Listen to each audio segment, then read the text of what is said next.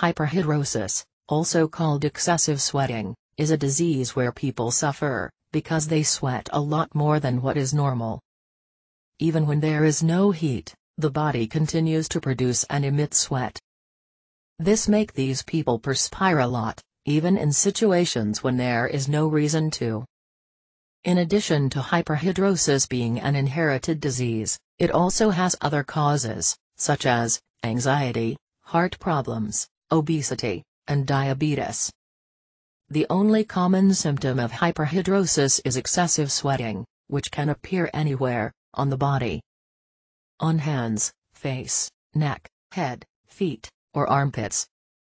But in more severe cases, the symptoms can be weakness, dizziness, chest pain, shivering, and high fever.